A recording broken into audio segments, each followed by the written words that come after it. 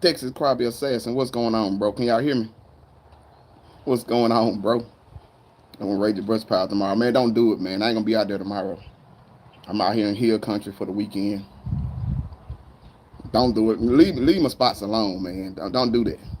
Roy Dale, what's going on, brother? Bubba G, what's going on? Romero Davis, what's going on, y'all? We got some stuff to talk about. We're gonna talk about this last. We're gonna talk about this last tournament on Lake Conroe, how it went, what we could do better, what we did good. We're gonna talk about a few things tonight. Um, let's shout out everybody that's up in here. Texas Crappie Assassin, what's going on, Texas Crappie Assassin? Y'all congratulate Texas Crappie Assassin with a second place at the Lake Conroe tournament we had for the East Texas Crappie Trail Crappie Masters. Roy Dale, what's going on, bro? Bubba G, what's going on? Romero Davis, what's happening? Mike Bryan, what's going on? Squid O, what's going on? What's going on, everybody? Let's see who up in this thing. Robert Willis, what's going on? What's going on? So, y'all, we appreciate it, Texas Crappie Assassin. We look, I'm gonna be honest with you. I'm honest with all y'all. So I don't fish Lake Conroe like that, like at all, really. I fish during the summertime for some big bluegills, because they do have some really big bluegills. That's about the only thing I fish Lake Conroe for. But I got to give it up to my boy Lamar. He did some scouting out there. He did his thing. He found some great areas. I'm gonna tell you how crazy it was. Nobody even caught a 2-pound crappie out there. And we all had the same story. We seen those big crappie down there, and we could not get them to bite. Minnows, plastics, hand ties, they wouldn't bite for nobody. And it was a little cold front that came in that morning. So maybe that played a part in it. Maybe because of the sponge. I don't know. I still don't understand it. Like, I think our biggest fish was like 176. I think for me and Lamar, I think in the tournament, the biggest fish was like a 195. But it was surprising that nobody even had, the biggest fish was a 195. And there was a lot of crappie caught. Me and Lamar, we probably caught about 40 crappie. At least 40 of them was keepers. I put it like that. We caught at least 40 keeper crappie. It hurted my feelings to throw them crappie back in the water. Y'all know I'm a quantity guy. You know, quality is cool, but I'm a quantity guy. I like to catch my limits. So we was almost to a 2-man limit at the tournament. But we only had our biggest 7. We came in 3rd place. So I was excited about that. We came in 3rd. And it was close. Like, first place had like, I think like 11-20 something, if I'm not mistaken. Second place, Texas Crappie Assassin, I think they had like 10-7, 10-7-4, or 10-7-1. And I think we had like 10-6-4. So I mean the top 5 was within a half a pound and maybe 3/4 of a pound. Like, it was a close race. It was a close race. Everybody had some issues, you know, some equipment failure, some boat failure, and that's the thing about what I love about tournament fishing, because you run into all of those things play a part in it. All those things play a part in tournament fishing. So I mean, it was definitely fun. It was good times out there at Texas Crappie Assassin. I definitely enjoyed Conroe. I've never been a big Conroe guy, but I honestly see that Conroe got a lot of crappie to offer. But of course, you know, it's a big time recreational lake. So you had to kind of duck and dive some of the recreation people. They were skiing out there. They were jet skiing. I mean, all kind of stuff was going on. But those are the conditions that you deal with when you're tournament fishing. Hugo, what's going on? So the next tournament will be May 14th on one of my favorite lakes, Lake Somerville. So it's gonna be very interesting. I didn't have a chance to go out there this weekend. I know Texas Crappie Assassins is gonna go out there this weekend. I think Lamar went out there today. We definitely, you know, we've been fishing there for years. That's the first lake I ever fished since I moved to Texas. First lake I ever fished was Lake Somerville. So that was a little bit of it, like 8.5 years ago. So I'm definitely excited about May 14th tournament. But I took out this weekend. We're gonna chill. It's Easter weekend. Easter weekend. Everybody knows the meaning of Easter, when Jesus rose from the dead. So we said we're gonna go out to Hill Country. We're out here in Hill Country, relax, and got us a nice little cabin right here. Uh, yeah, I know. I'm on my drink. Got me some just some good tequila too, man. Y'all looking for some good tequila? This is some good tequila. Y'all know I love to try different tequilas. Um, I got the guess the weight winners. Look, I done started drinking. I can't even talk. Um, I got guess the weight winners. I'm gonna send them some. I'm gonna send them the jigs, the top three that was the closest. What's going on, Thomas Fish, man?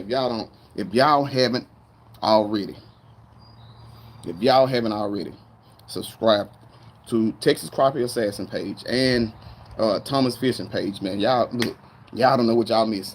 Them boys can fish, and them boys catch some fish. And I know the last video that Thomas put out, I was excited about it. I couldn't wait to watch it. It was on my home lake, the lake I grew up on, the lake I caught my first crappie on, Ross Barnett Reservoir in Mississippi. That was the first lake I've ever caught a crappie on, so I was excited. I said he out there, he did his thing out there. Hopefully one of these days I can go back out there and go back home and get on Ross Barnett. Ross Barnett got a somebody just broke the lake record. I think they caught like a 3.8 something, if I'm not mistaken, 3.84. I think a 3.84. Somebody just broke the record like last week or 2 weeks ago. Broke the lake record at Ross Barnett Reservoir, 3.84. And see, a lot of people that come to Mississippi and they think of Grenada, Sardis, Enid, Arca Butler, and you catch common 3 pounders there, but a lot of people don't know Ross Barnett got a lot of good crappie to give, but a lot of people don't talk about it because of the Grenada lakes and the Sardis and the Enid and the Arca Butlers. But there are many more lakes in Mississippi that carry them 3 pounders. So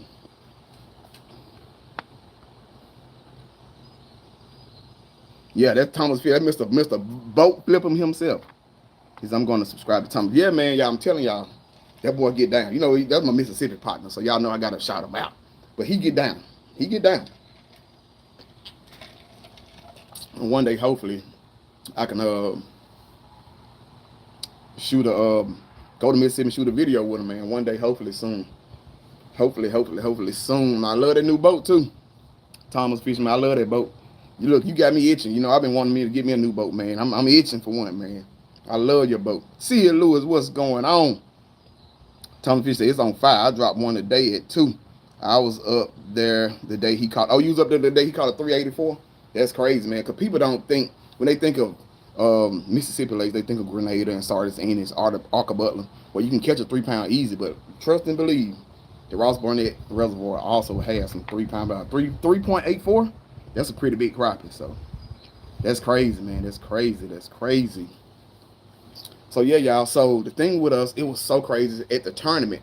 One of the things we realized, it was cold that morning, which we had 2 weeks of warm weather in the morning. You know, starting out at 70 degrees. I think that morning it was like 50, maybe in the 40s. It was kind of cold. That weather temp changed and the bite changed for us. We had some guaranteed spots. We got on, seen some big images on the live scope, but they would not bite. And the thing what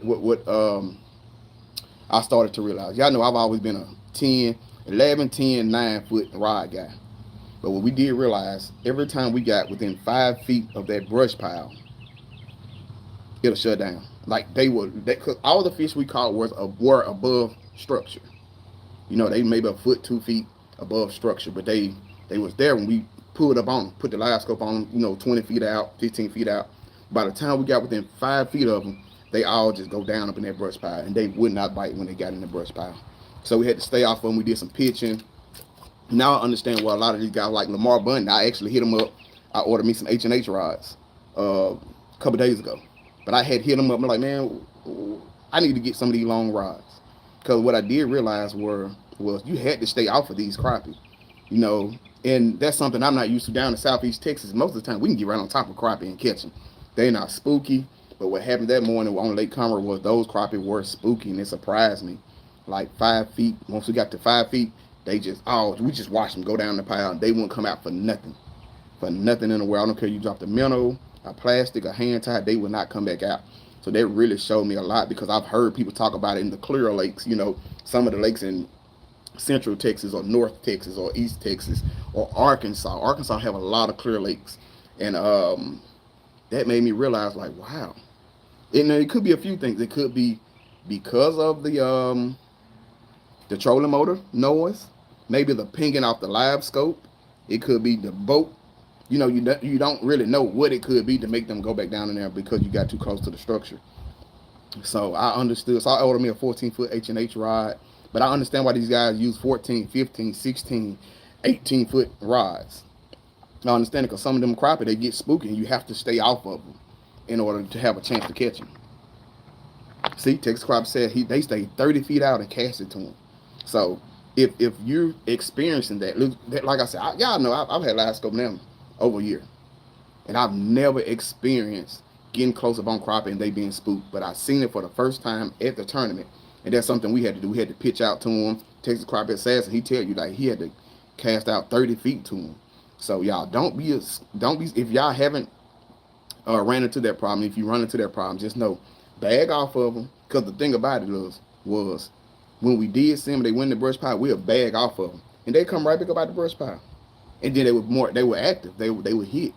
And that was so crazy, man. It was unbelievable. I'm like, man, I can't believe I've never seen this before, that crappie will go down in the brush pile because you get too close. I've never seen, out of all the times I've been fishing, I've never seen crappie that spooked. But they were. So that was something that I just learned, had to visually see to understand, like, you have to stay out. Sometimes you have to stay off these crappies or stay from off top of them. Appreciate it, Camo Joe. Appreciate it, Camo Joe. Yeah, man, we gave it our best, man. Like I said, it was a real tight race. Like, no, it was not a runaway for nobody. Like, everybody, like I said, first through fifth was probably less than 3/4 of a pound from each other. I know first, second, and third, we was like a half a pound from each other. Like, I know we had 1064, third place. We won third place with 1064. I think Texas Crappie Assassins, I think they had 1071. I think the winner had like 1120 something. So, I mean, it was close. It was close, and it was some good time. I had a good time out there. I was definitely excited to place in the top 3. So I definitely was excited about that. I'm looking forward to Somerville. I'm looking forward to Lake Somerville. Y'all know that's my baby. Me and Lake Somerville got a love and hate relationship though. But I got a lot of brush pile that I've put out there lately, and I got a lot of waypoints out there that I've been fishing. So hopefully that tournament, which is on May 14th, hopefully it turns out to be pretty good. Babe, hold on, y'all. I'm trying to grill some food while I'm drinking. Wow, y'all want to take a look at the cabin? This is the cabin we're at. Let me get on this grill. I ain't trying to burn these ribs up. She got me on the grill. I don't know what she doing in there.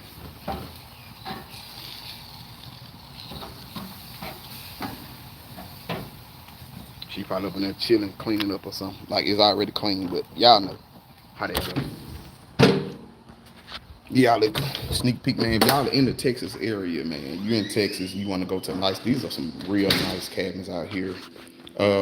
In Fredericksburg. Fredericksburg is known for wineries. It's like 1,000 wineries out here. So tomorrow we're gonna be wine hopping at the wineries. So, but this is a nice, cool little cabin, man. Nice little chill out place for you and your girl. So definitely excited to hang out and chill this weekend. Y'all see her on the bed. I'm watching my show. You watching your show. But yeah, if y'all wanna come out, y'all check out these cabins in Fredericksburg. Like I said, if y'all know, if your girl loves wine, I'm not a wine drinker like that, but if your girl loves wine, they have a lot of vineyards out here, a lot of wineries, so it's a pretty cool place just to kick back and chill. This is the Norman here on Conroe. I just dropped a video. There's a prime example of it. That's cool. I'm so glad that you did, man, because I mean, that was my first time. We always cast to them in California. Oh, really? So I'm sure California got some clear lakes too. Won some good prizes. Man, great term. Yes, it was, man. Look, and that's the thing, man. Shout out to Frank Morgan. Double salute to Frank Morgan and Texas Crappie Assassin. I mean, they put this thing together. I appreciate you, Texas Crappie Assassin. I appreciate you, Frank Morgan. They put this thing together, man. They have amazing prizes. So even if you don't win any money, we still do raffles out there, and they do giveaway prizes. Like, they really put some time and effort and money into this tournament, man, and I'm very appreciative of it. I'm sure everybody that's fishing the tournament. I'm telling y'all, man, it is so fun. If you want to get out and start, and it's not too late. It's not too late. If you want to get out and fish the Somerville tournament, all you got to do is go to crappiemasters.com, pay your $50 and join that, the crappiemasters.com, and then all you have to do is have your money at the tournament. I think it's $110. Or if you want to get in the 2 pound thing, it's $20 more. So it's 130. So you're paying 110 or 130, and you in it. Like you in it, man. It's very exciting, man. Hopefully we trying to get this thing to grow. So if you're in the Texas area and you want to fish some good tournaments with some good people, a great tournament with great people, and have some damn good fun, man, join this East Texas Crappie Trail. Like I said, it's not too late if you want to just fish one tournament, man. It's amazing. I am very surprised, and it's very professional. I love it. I love it. I love it.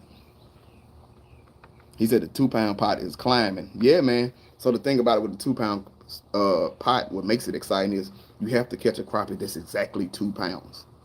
So if the crappie is not exactly 2 pounds, then you can't go over, you can't go under. You gotta be exactly 2 pounds. Not it just goes up to the next tournament. So hopefully me and Lamar can pull out a 2 pound on the dot crappie out of Lake Somerville. I think Lake Somerville gonna have some big crappie pulled about it because it definitely have some big crappie. I think for the last, besides this year, I think like the last 3 or 4 years, every year somebody has broke the lake record. So it's some big crappie out there. Predominantly black crappie lake, but most of the time when you catching white crappie out on Lake Somerville, they are big. They at least 1.5 pounds at least. So definitely some 2 pound. It's some good, great crappie out there. So I'm definitely excited about that. Hopefully I get out there next weekend. The wind, I think the wind's supposed to be high next weekend. Hopefully the wind turns down a little bit because I do need to get out there next weekend. If not, I might have to take a day off during the weekday and try to get out to Lake Somerville and check it out. But yeah, man, this crappie, these crappie have been biting them shit. Everybody's been out there getting on top of these crappie, man. These crappie are on fire. This crappie says if no one wins it, we will be doing something special for the state championship. Oh, there you go. So that's definitely exciting to even hear that. So I'm definitely excited about that also. So man, it's an exciting thing, man. I really wish more people would show up because this is an exciting tournament. And my thing is, when people talk about how good of a fisherman they are, and they're in the state of Texas, what prove it? Y'all know my saying, prove it. I can sit there and say I'm a great crappie fisherman. I'm a good crappie fisherman. I'm above average crappie fisherman. But if you don't want to put your skills to use to compete against other good or great crappie fishermen, then what's the point? You got to prove it, and I truly believe that. Like you got to prove how good you are. And the thing about it is, if you claim to be this and claim to be that, then you have to put yourself in a competitive position to prove that you are who you say you are, or it's just word of mouth.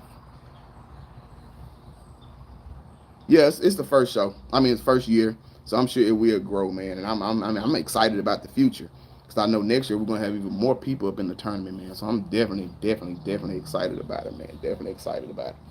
Well, y'all, I want to do some giveaways today, but I might go back on live tomorrow because I'm finna get my drink on tonight.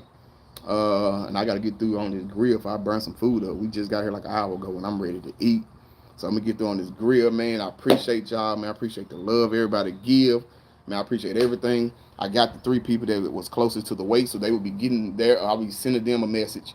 And y'all stay tuned for tomorrow. I might go live tomorrow. We might do 3 or 4 giveaways tomorrow. But you gotta stay tuned. It's your boy Skinny Kenny, the Bronze Star Bet. Double salute.